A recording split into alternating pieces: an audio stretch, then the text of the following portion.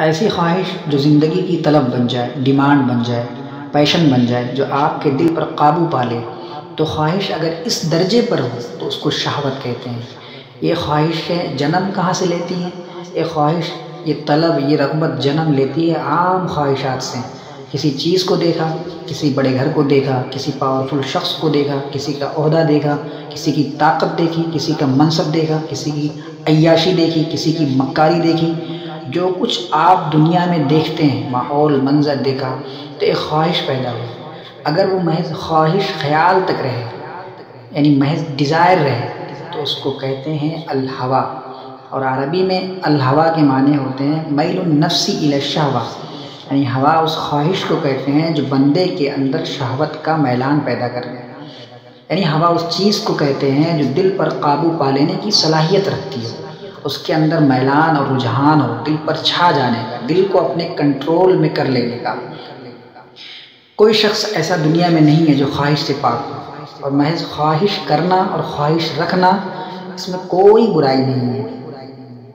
اگر اچھائی کی خواہش ہے تو اس میں کوئی برائی نہیں ہے۔ فار گڈنس، انسان ہے تو خواہش رکھے گا، اس لیے خواہش کو اللہ تعالیٰ نے برا نہیں کہا۔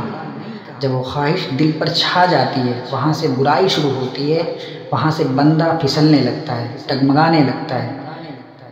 جب خواہش تھی، بندہ اس وقت اس کو اپنا بھی سکتا تھا اور چھوڑ بھی سکتا تھا، اس کو بڑھا بھی سکتا تھا اور پھینک بھی سکتا تھا۔ آسان لفظوں میں یوں سمجھے، اگر بندہ طاقتور ہو تو وہ خواہش ہے، بندہ کمزور ہو تو وہ شہوت بن جاتی ہے۔ خواہش ایک ایسی آرزو، ایک ایسا خیال جس پر بندے کا کنٹرول ہے کہ اس کے لیے محنت کرے، حاصل کر لے، چھوڑنا چاہے تو چھوڑ دے۔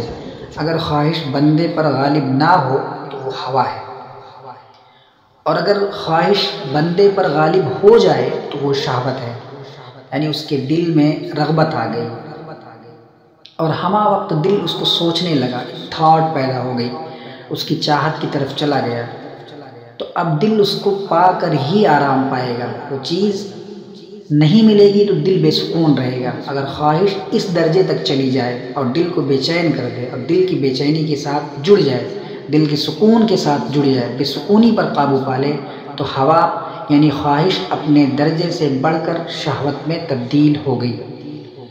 پھر بھی اللہ رب العزت نے مطلقاً شہوت کو بھی اللہ نے برا نہیں کہا، کیونکہ یہاں تک بندے کے اختیار میں ہے کہ ریاضت کرے اور شہوت کو کمزور کر دے۔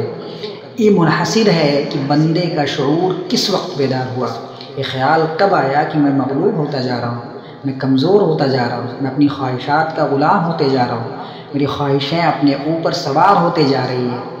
بس یہ وہ معیار ہے جہاں بندے کو حدود قائم کرنے ہیں کہ بندہ خواہش پر سوار ہے یا بندے پر خواہش سوار ہے۔